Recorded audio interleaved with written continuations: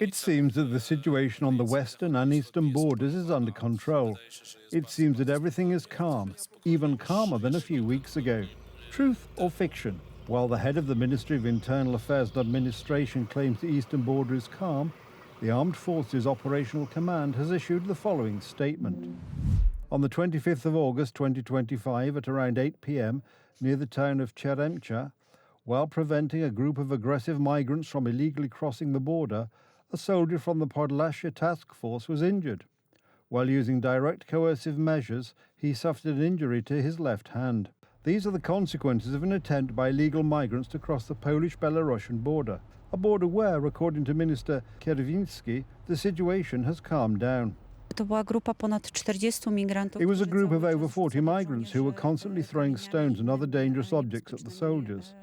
The soldiers tried to prevent these migrants from crossing. Unfortunately, 19 people did cross, so they also tried to apprehend those who had crossed the border. The soldiers used direct coercive measures. It was then that one of them was injured. The soldier was immediately transported to a hospital in Białystok, where specialists provided him with assistance.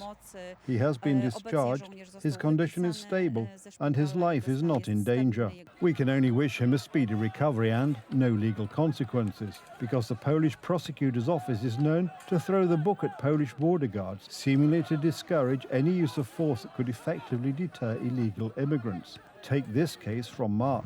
The soldier was charged with the following. On the 25th of March 2024, in the vicinity of Dubice-Serkiewnia, in the area of border post number 322, he exceeded his authority defining the rules for the use of firearms in a limited scope, consisting in their use to alert or call for help, and fired 12 shots from his MSBS Grot service weapon along the border road. The 25-year-old private involved in the case had no previous convictions.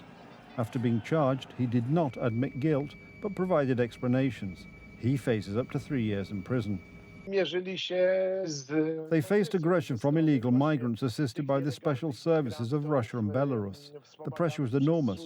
The officers behaved heroically. The Donald Tusk government, through the actions of the prosecutors it has appointed, has led to a situation where today Polish soldiers are afraid to use their weapons, not only to defend the Polish border, but even themselves. And these are the consequences. And the need to defend themselves and the border is the very basis for soldiers' actions in the face of ever-increasing migration pressure. The border guard commander reported that between Friday and Sunday alone, there were 817 attempts to cross the border illegally. The imagination of migrants knows no bounds, as they even use portable toilets to try to break through the barrier. As far as the border with Belarus is concerned, we have seen an increased number of attempts to cross the border in recent days.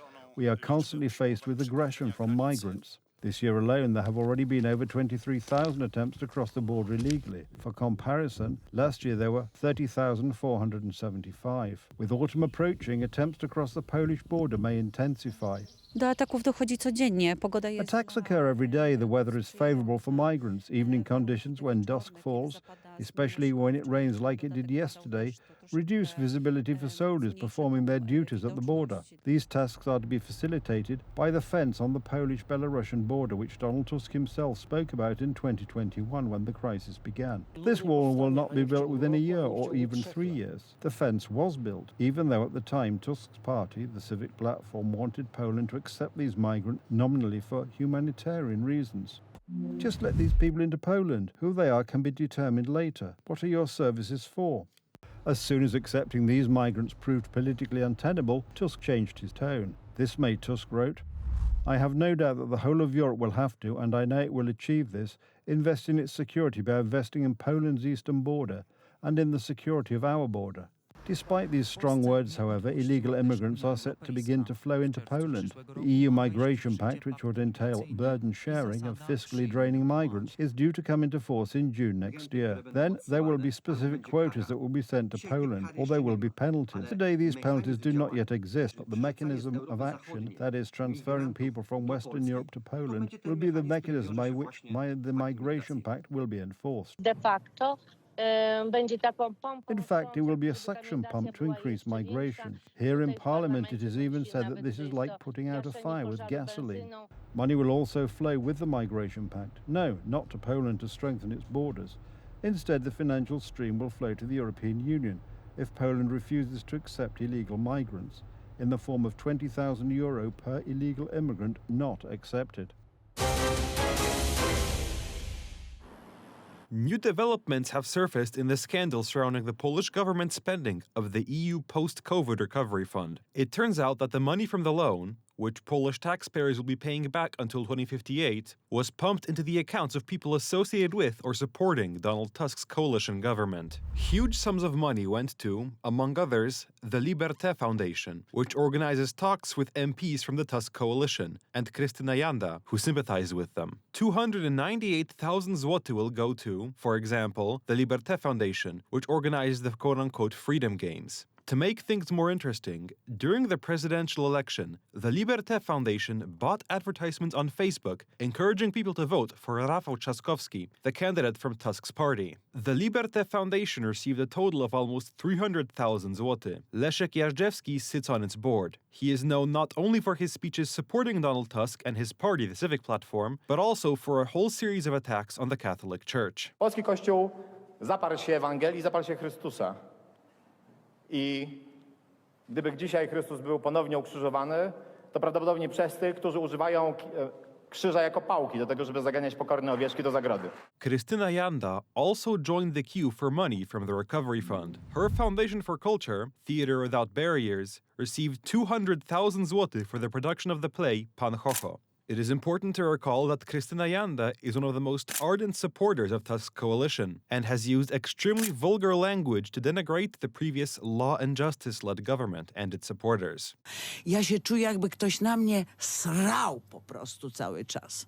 To jest coś okropnego. Each position on the list is crazier than the last. Here is the band Poparzeni Kawą 3. Its members, 3 pro-government journalists, even set up a company to apply for support. They received over 150,000 zloty. This money was supposed to be spent on innovation, on supporting the Polish economy after the pandemic. But what is it being spent on? On some random initiatives led by people associated with the Civic Platform. There are countless examples. Many online spend their time searching for increasingly absurd items on the list of culture-related grants. This grant is at least adequate. The applicant knows exactly what he was doing. Project title? Birthday present, 183,600 zloty. Don't tell me this guy is going to dance on TikTok with Recovery Fund money. Colors of Masculinity, TikTok, dance and physical experience of the male identity, 36,000 zloty. This is a hit. 30,000 zloty for Anna Zielińska, one person, to improve her digital skills. A personal agent for an AI artist, 36,000 zloty. An artist who intends to play techno concerts from his balcony also received 200,000 zloty from the Recovery Fund. 30,000 zloty went to a philosopher who will reflect on the ecological dimension of creation using artificial intelligence. And the Systrom Association received 72,000 zloty for the creation of a lesbian culture space. Dzisiaj, przy tych wyzwaniach, jakie mamy, szczególnie Today, with the challenges we face, especially geopolitical ones, it is important to focus and create a healthy system through which this money will be spent primarily on infrastructure, telecommunications, software, and arms policy. And why did this not happen? Because today we have techno from a balcony and dubious philosophy. However,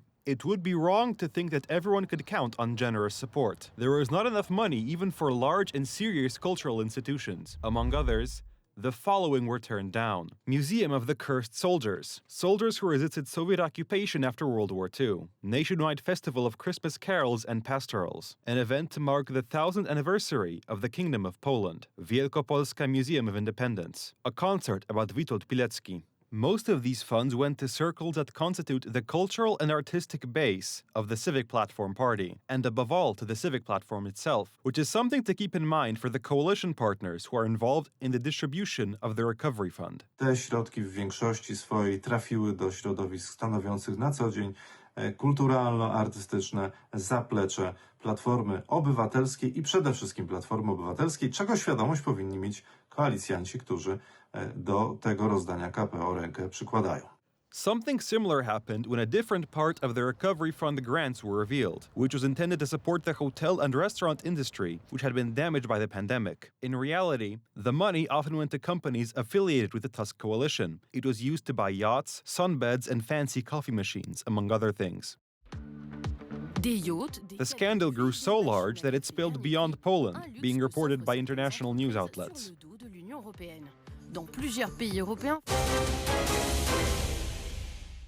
Karol Nawrocki's veto of the bill on aid to Ukrainians sparked a furious attack by government representatives who accused the president of acting against Polish interests. The decision by the presidential palace to withdraw Starlink aid from Ukraine is imprudent, wrong and dangerous. It goes against the security strategy of the Polish state, where deterrence, defense through alliances and keeping Russia as far away as possible are part of our raison d'etat, and it is simply dangerous. Karol Nawrocki is shutting down the internet in Ukraine with his decision, because that is what this decision on the law on aid to Ukrainian citizens means in practice. This is the end of the Starlink internet that Poland provides to Ukraine, which is at war. It is also the end of support for storing Ukrainian administration data in a secure location. Some will say shame. Others will say that it's a betrayal of our neighbour. But will the veto of the bill really cause a loss of connectivity in Ukraine? These are such low-level manipulations that it is a pity to even comment on them. President Karol Nawrocki vetoed this bill, which was pushing for these privileges for Ukrainian citizens. However, we are immediately presenting our own bill without this component of 800-plus benefits or healthcare for unemployed people who do not pay contributions. But in this bill, we can certainly uphold issues such as Starlink for Ukraine on the front line, right? It's not mutually exclusive at all. So all the government needs to do is to get to work and deal with the president's bill in September, and then the aid that is useful on the battlefield will be maintained. But instead of talking about working on the bill, we'll read more posts insulting the head of state. I believe that the money for the Starlink communication system, which is used to fight the Russian orcs, should be deducted from the budget of the totalitarian chancellery. President Karol Nawrocki is not a man who can be blackmailed in this way. Anyway, he represents a nation, so how can the nation be blackmailed in this way? That they will make legislative darts under the title, "Do you want cheaper energy?" You have German wind turbines in the package to vote for, right? Accept it. Do you want to help Ukraine? It's supposed to be 800-plus benefits for everyone, right? Well, we will absolutely not agree to that. We will not play along like that. All the more so because the current government is showing incredible hypocrisy. Through his veto, President Nawrocki is implementing his election campaign promise, which was identical to the slogans proclaimed by Polish Prime Minister Tusk and the President of Warsaw, Trzaskowski. Większość Ukraińców w Polsce ciężko pracuje. Tu mieszkają, tu płacą podatki, a ich dzieci uczą się w polskich szkołach. To absolutnie jasne, że powinni otrzymywać 800+. Natomiast tym, którzy w Polsce nie pracują, 800+ się nie należy. To zdrowy rozsądek i ktoś w końcu musiał to głośno powiedzieć. And someone had to finally say it out loud. Tusk responded to Trzaskowski's proposal with great enthusiasm, noting that the proposal to give 800-plus benefits only to working Ukrainians will be urgently considered by the government and that the Prime Minister himself is in favour of it. We cannot allow anyone to exploit our social security system on an ever-increasing scale. We will not tolerate the exploitation of Polish taxpayers' money by those who are scheming to take advantage of it. Interestingly, even today they admit that they also demand that 800-plus benefits be given only to working Ukrainians. The president is simply signing off on solutions that have been developed by the Citizens' Coalition, because from the very beginning we said that 800-plus benefits should be paid to working people. But instead of supporting the president for vetoing a poorly drafted law and proposing corrective solutions, they attack him. The president seems to have really misunderstood our country's political system. Why? Because we have a parliamentary system, not a presidential one. Today, instead of siding with the Polish people, he is siding with the Law and Justice Party. However, even some coalition members see this hypocrisy. 1 million citizens of war-torn Ukraine must leave Poland by the 1st of October, because Russia has installed its people in the president's office. Shut up, you moron. Nawrocki is implementing Tusk's program in its entirety. As I understand it, they should accept this bill, which has been amended by the president and submitted today to the marshal of the same, because today I had the pleasure of submitting it. So we can start working on it. Of course, this is a broad bill. It is a very important bill. It will affect several 100,000 Ukrainian citizens who are staying in Poland. I think that we should all do everything we can, regardless of which side of the political spectrum we are on, to regulate these issues by the end of September, as proposed by the president. So, 800-plus benefits and healthcare provided by the National Health Fund only for working Ukrainians who pay taxes in Poland. First, a social movement that swept across the entire country. Then, shocking decisions by local authorities and the mass removal of national symbols. In the United Kingdom, a row is brewing over the Raise the Flag campaign, which as a grassroots protest against the government's migration policy has not been well received by politicians and activists from immigrant communities. English national symbols are disappearing from public spaces, and the British are asking more and more loudly whether their identity still exists. It started with a scandal in one of the hotels for illegal immigrants. The sexual assault of a teenager by a foreign asylum seeker sparked a wave of protests on the streets of British cities. A growing number of British people are critical of the government's migration policy and the payment of illegal immigrant stays in hotels across the country. To express their opposition, people spontaneously began hanging English and British flags in random places in their neighborhoods. Videos of these actions began appearing on social media and quickly spread across the country. Operation Raise the Flag seems to be a social campaign. People spontaneously began buying UK and England flags, raising them in various places, and painting flags on sidewalks, monuments, roundabouts, etc. Patrick Ney, a British blogger and filmmaker who has been living in Poland for 15 years, is currently in the UK, working on a documentary about his homeland. He admits that he was sure he would no longer find any traces of patriotism in the British Isles. I thought that the British no longer had this patriotism because for a long time the flags of the United Kingdom and England have been considered racist symbols. It's not even controversial. If someone has such a flag at home or in front of their house, it means that they are probably racist. That's what people have been saying for years. The problem is that what for many English people was a form of expressing their devotion to their country and its identity was not liked by what Patrick calls the New Britons, meaning immigrants or descendants of immigrants who came to the UK. Given that many of them now hold public office and even sit on municipal or county councils, orders were quickly issued to remove the flags from public spaces. In a few years, it may turn out that the United Kingdom will only be a kingdom on paper. It will no longer be a European country. It will only be a country that does not really have its own cultural identity, because the melting pot of nations that is currently taking shape in the UK unfortunately means that we cannot speak of a homogeneous state that would be able to remember its own history and identity.